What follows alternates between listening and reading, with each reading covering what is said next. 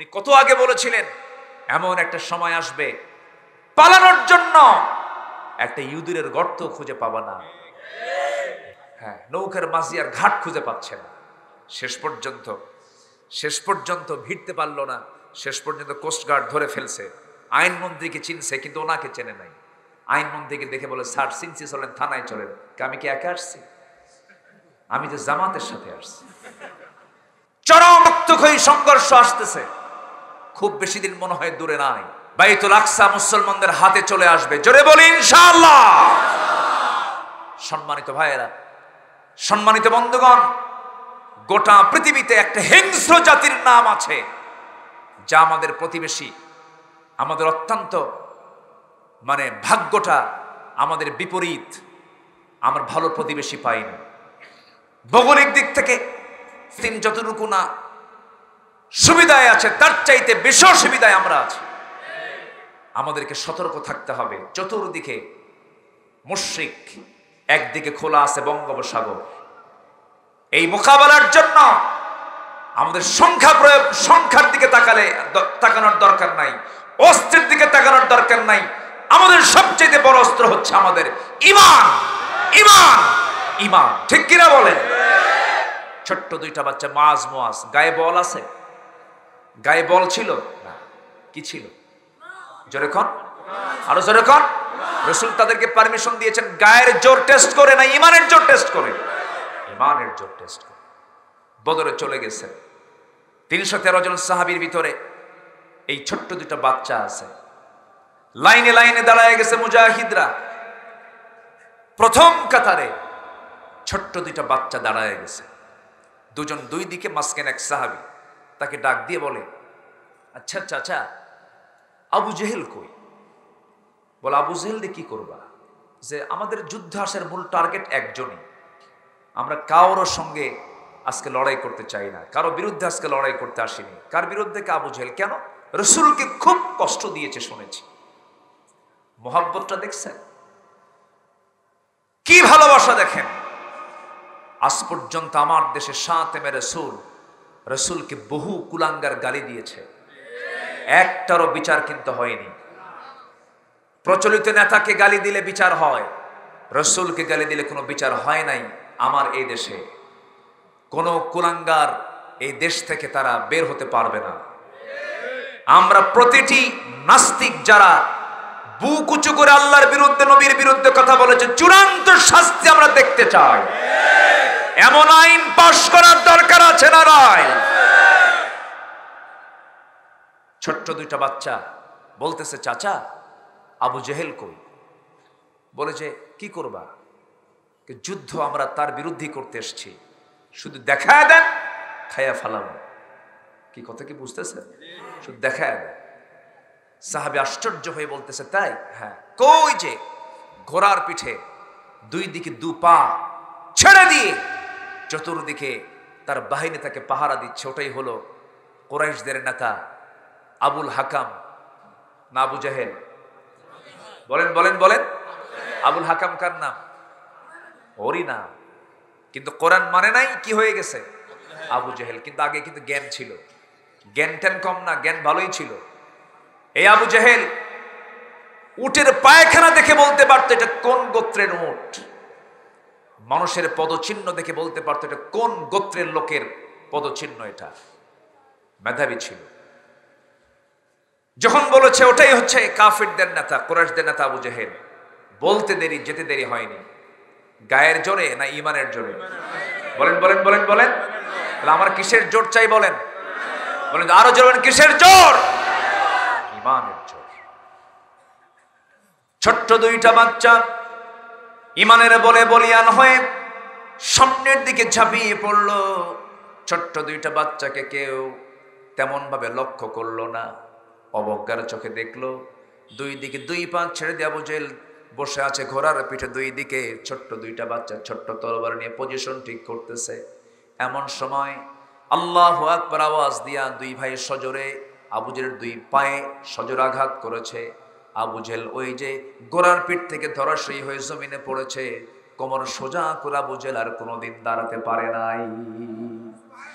দাপুটে তিন নেতা নমরুদ, শেষ হলো মশার কামড়ে। দাপুটে নেতা ফেরাউন খতম হয়েছে। আল্লাহ রাব্বুল আলামিন তাকে পানিতে চুবায় মেরেছেন এবং দাপুটে নেতা আবু জেহেলকে আল্লাহ পাক খতম করে দিয়েছেন নাবালক সন্তানের হাতে। আবু জেহেল ধরাশয়ী হয়ে গেল। কিন্তু এইদিকে বড় ভাই মুআজকে সমস্ত কাফেররা চতুর্দিক থেকে অ্যাটাক করে ফেললো। একজন কাফের এসে পিছন দিক থেকে তার ডান হাত আঘাত করলো। এক আঘাতে তার ডান হাতটা চামড়ার সঙ্গে ঝুলতে লাগলো। ঝনঝন করে তরবারি হাত থেকে পড়ে গেল। থামালেন না যুদ্ধ। ছোট্ট বাচ্চা দৌড় মেরে গিয়ে বাম হাতে তরবারি তুলে নিয়েছেন। বাম হাতে যুদ্ধ চালাতে গিয়ে দেখা গেল ডান হাতটা ঝুলন্ত হয়ে আছে চামড়ার সঙ্গে। ঝুলন্ত হাতটা সে বাম হাতে বারবার ধাক্কা খায়। তরবারি চালাতে কষ্ট হয় মনে করে ডান হাতটা বাম পায়ের নিচে রেখে এত জোরে টান মারলেন, হাত ছিটকে পড়ে গেছে। বাম হাতে যুদ্ধ চালালেন। বাম হাতও পিছন থেকে আরেকজন কাফের এসে তারা বাম হাতে আঘাত করলো, বাম হাতটাও কেটে ফেললো। তরবারি ঝনঝন করে পড়ে গেল। ওই যে বড় ভাই মুআজ দুনিয়া থেকে বিদায় নিয়ে নিলেন এবং দুনিয়াবাসীকে জানান দিয়ে দিল, দুনিয়ার মুসলমান আল্লাহর দিনকে বিজয়ী করার জন্য, রাসূলের আদর্শকে বিজয়ী করার জন্য হাসি মুখে জীবন এমন করেই দিতে হয়। জোরে বলি সুবহানাল্লাহ, আরো জোরে বলি সুবহানাল্লাহ। গর্ব করা যাবে না, একমাত্র ভরসা করব আমরা কার কাছে? আল্লাহর কাছে। আমার বন্ধুগণ, বিজয় আল্লাহ দিবেন। অহংকারী কখন আল্লাহর প্রতি ভরসা রাখতে পারে না। আল্লাহ রাব্বুল আলামিন বলেন, ওয়া আলাল্লাহি ফাতাওয়াক্কালু ইন কুনতুম মুমিনিন। জোরে বলুন আল্লাহু আকবার। নাম্বার 3 হলো ইবাদতে বিনম্র হয়ে আল্লাহর সামনে দাঁড়াতে হবে, বিনম্রতা অবলম্বন করতে হবে। আল্লাহ রাব্বুল আলামিন বলছেন, ওই সমস্ত বান্দার জন্য সফলতা যারা বিনয়ী হয়ে নামাজে আমার সামনে দাঁড়ায়। আল্লাহ রাব্বুল আলামিন বলেন, ক্বাদ আফলাহাল মুমিনুন আল্লাযীনা হুম ফি সালাতিহিম খাশিউন। জোরে বলুন আল্লাহু আকবার। নামাজ পড়ব কয় ওয়াক্ত? আসতে বলবেন না, কয় ওয়াক্ত? একা না জামাতে? বুঝে না না বুঝে? জেনে না না জেনে? তাড়াতাড়ি না আস্তে আস্তে? মনোযোগে না উদাসীনতায়? সুন্দর করে নামাজটা পড়তে হবে। জেনে রাখবেন, যার নামাজটা যত সুন্দর হবে তার ঈমানটা তত সুন্দর হয়ে যাবে। নামাজটা হতে হবে অসময় না সময়ে হতে হবে? বলেন, আসসালাতু আলা ওয়াক্তিহা ইন্নাস সালাতা কানাত আলাল মুমিনিনা কিতাবাম মাওকুতা।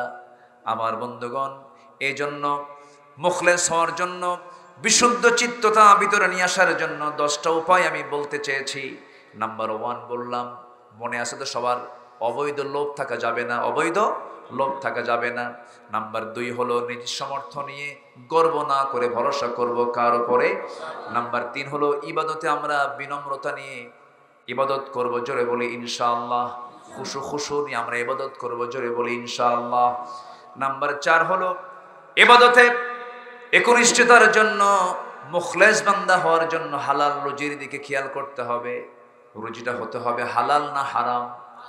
হালাল না হারাম? হালাল হতে হবে।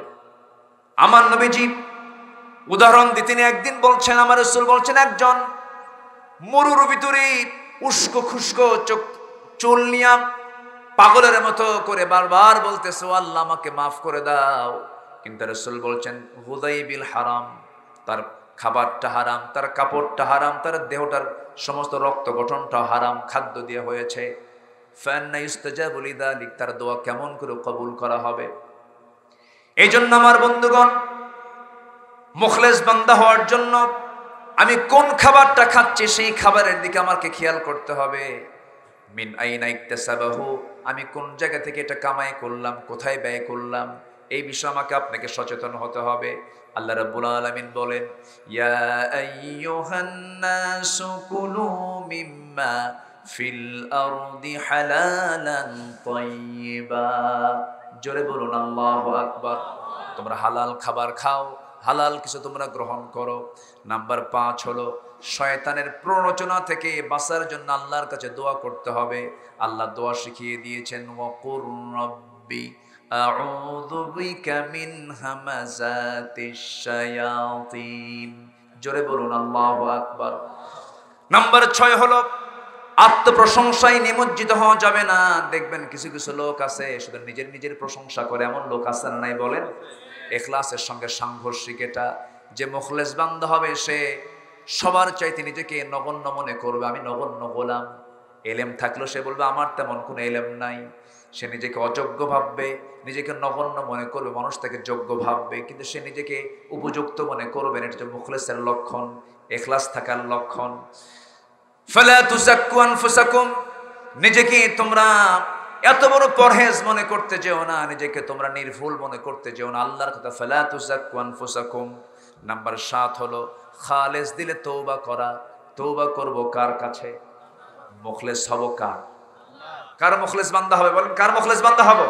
আল্লাহর মুখলেস বান্দা হব। খালেস দিলে তওবা করব আল্লাহর কাছে। ইয়া আইয়ুহাল্লাযীনা আমানু তুবু ইলাল্লাহি তাওবাতান নাসুহা আসা রাব্বুকুম আন ইউকাফিরা আনকুম সাইয়্যাতিকুম ওয়া ইউদখিলাকুম জান্নাতিন তাজরি মিন তাহতিহাল আনহার। জোরে বলি আল্লাহু আকবার। আত-তাইবু মিনাজ যামবি কামান লা যামবা লাহ। যারা তওবা কবুল হয়ে যায় তার আগের জীবনের কোনো গুনাহ থাকে না। জোরে কোন সুবহানাল্লাহ। তওবা কবুল মানে কি? তার আগের জীবনের কোনো গুনাহ থাকে না। নাম্বার 8 হলো মুখলেস হওয়ার জন্য 10টা উপায়ের মধ্যে 8 নাম্বার উপায় হলো সৎকর্মে মনোযোগী হওয়া, সৎকর্মে মনোযোগ দেওয়া এবং ধৈর্য ধারণ করা। আল্লাহ রাব্বুল আলামিন বলছেন ওয়াসবির ফাইন্নাল্লাহা লা ইউযীউ আজরাল মুহসিনিন। জোরে বলুন আল্লাহু আকবার। ধৈর্য আছে যার পুরস্কার আছে তার, রাগ আছে যার কি মহাক্ষতি আছে তার। রাগ কি যোগ্যতা না ধৈর্য যোগ্যতা? বলেন বলেন, রাগ যোগ্যতা না ধৈর্য যোগ্যতা? ব্যবসা করতে কি লাগে? এই জুয়েলার্সের দোকানে অনেক কাস্টমার আসে, এই ডিজাইন পছন্দ হয় না, আরেক ডিজাইন, আরেক ডিজাইন পছন্দ হয় না, আরেক ডিজাইন। 7-8 দেখার পর কয় হলো না। যদি রাগ খুব বেশি হয় তখন কি করবে দোকানদার? কি বলেন, বুঝতেছেন না? যদি রাগ দেখায় ওই কাস্টমার কোনোদিন তার দোকানে আসবে? আসবে না। এরপরও ভিতরে ভিতরে যদি একটু মন খারাপও হয়, একটা গ্লুকোজ মার্কা হাসে, একটা কৃত্রিম হাসি মেরে দেয়, ঠিক আছে, আছে না? নেই বলেন, আছে। ভিতরে ভিতরে একটু হয়তো রাখছে কিন্তু প্রকাশ হতে দেয় না। এই যে ধৈর্য, ধৈর্য আছে ব্যবসা আছে, ধৈর্য আছে বাড়ির বউ আছে, ধৈর্য নাই বাড়ির বউ নাই। পরশুদিন আমাকে এক মহিলা ফোন দিয়ে বলে, হুজুর আমার স্বামী আমাকে সকালে 1 তালাক দেয়, বিকেল আরেক তালাক দেয়, আমি কি আসি না নাই? কি কথা কি বুঝতেছেন? তাহলে এটা কি ধৈর্যের পরিচয়? রাগ উঠলেই তালাক, সমস্যা।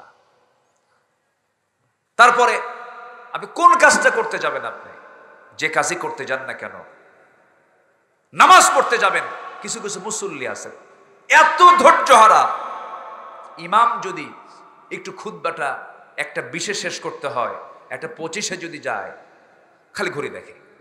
আছে না যে ঘড়ি দেখার দায়িত্ব কি মুসল্লির না খতিবের? কার দায়িত্ব বলেন? যে মুসল্লি ঘড়ি দেখে ওটা কি আদবলা মুসল্লি না বেয়াদব মুসল্লি? এই কথা কি বোঝা গেল? ধৈর্য নাই, এগুলো করে। এই জন্য প্রত্যেকটা জায়গায় যে ধৈর্য অবলম্বন করবে তার সাথে কে আছেন? ধৈর্য নাই আল্লাহ, ধৈর্য নাই তার সঙ্গে কে আছে? বলেন কে আছে? শয়তান। রাখবেন, বড় একটা ক্ষতি হয়ে যাবে, দেহেরও ক্ষতি হবে। আপনি রাগ করতেছেন, হঠাৎ করে বুক ধরে শেষ। এই জন্য চিত্তকে শান্ত করতে হবে, চরম ধৈর্যশীলতার পরিচয় দিতে হবে, মানুষের কথাকেও হজম করতে হবে, আবার কথা বলতে নিয়েও অত্যন্ত যত্নশীল হতে হবে। মানুষের কথা এবং হাতের আঘাত, এই দুটো জিনিস মারাত্মক ভয়ঙ্কর। রাসূল প্রান্তিক কথা বলেছিলেন, আল মুসলিম মান সালিম আল মুসলিমুনা মিন লিসানিহি ওয়া ইয়াদিহি। প্রকৃত মুসলমান সেই যার জবান থেকে এবং হাত থেকে অন্য মুসলমান নিরাপদে থাকে। যার হাত ঠিক নাই, জবান ঠিক নাই, সে প্রকৃত মুসলিম হতে সম্মানিত ভাইয়েরা, আল্লামা সাঈদীকে নিয়ে কি নাটক করা হয়েছে। বলা হয়েছে উনি নাকি ধর্ষণ করেছেন, উনি নাকি মানুষের বাড়িতে আগুন ধরিয়ে দিয়েছেন। কিন্তু শয়তানও মানবে না।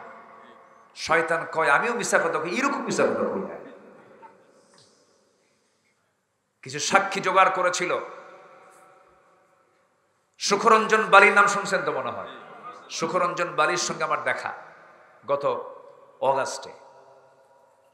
তো আমি তাকে বললাম, ভাই আপনি অন্য ধর্মের মানুষ, আবার এই লোকটার জন্য আপনি দেশ ছাড়া হলেন, 5 বছর দমদমিয়ে জেলখানায় জেল খাটছেন উনি। তো বললাম যে আপনি এই কাজটা করার কি দরকার ছিল? তো উনি বললেন আমি অন্য ধর্মের হতে পারি, আমি কি সততাকে বিক্রি করে খাবো? মনে মনে ভাবলাম আমার দেশের অনেক জালেম আলেম আছে, কিন্তু বিশ্বের ইতিহাসে এমন রেকর্ড নাই যে স্বৈরাচার পালায় সাথে বাইতুল মুকাররমের খতিবও পালায়, এরকম কিন্তু নাই।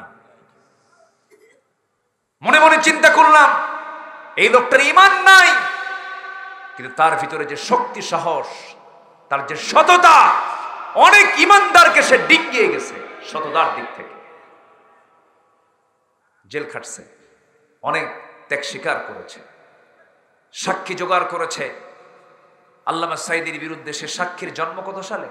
জন্ম হলো ৭৬ আর ঘটনা হলো ৭১। তো এই 5 বছর পরের আগের ঘটনা 5 বছর পরের জন্ম হলো, জানলো কেমনে? রুহের জগৎ থেকে দেখছে। কিসের জগৎ থেকে? রুহের জগৎ থেকে। এই কল্পিত নাটকগুলো তৈরি করা হয়েছে। আল্লামা সাঈদী তো উনি নিরাপদে আছেন, উনি তো ভালোই আছেন, উনি তো চলেই গেছেন, কিন্তু যারা নাটক করেছে তারা আজকে কোথায় তোমরা? ঠিক কিনা? আল্লাহ আছেন না নাই? আল্লাহ আছেন না নাই? উনি কত আগে বলেছিলেন এমন একটা সময় আসবে পালানোর জন্য একটা ইঁদুরের গর্ত খুঁজে পাবা না। বাংলাদেশে এমন একটা সময় আসবে উনি বলেছিলেন। ঠিক 6 অগাস্ট 7 অগাস্টের ওই দিনগুলো একজন, ওই যে কি নাম, কি মানিক যেন বিচারপতি, ও শামসুদ্দিন, হ্যাঁ শামসুদ্দিন, কালা বলার দরকার নাই, কালো তো আল্লাহ বানায় দিচ্ছে, এরকম কালো বহু আছে। এই মানিক সে পালানোর জন্য দাড়ি রাখলো। দাড়ি রাখছে তো, তার দাড়ি ছিল না, সে দাড়ি রাখছে যেন তাকে কেউ না চিনতে পারে। দাড়ি রেখে সুন্দর করে সাজগুজ হয়ে মৌলবাদী হইয়া, বোঝেন নাই, ওরা তো মৌলবাদী বলে গালি দিত, সে নিজে মৌলবাদী হয়েছে। সিলেট দিয়ে যাওয়ার পথে সিলেটের লোকগুলো তাকে খুব জামাই আদর করেছে, খুব মোহাব্বত করে বলছে আপনি আসছেন যখন ভালো।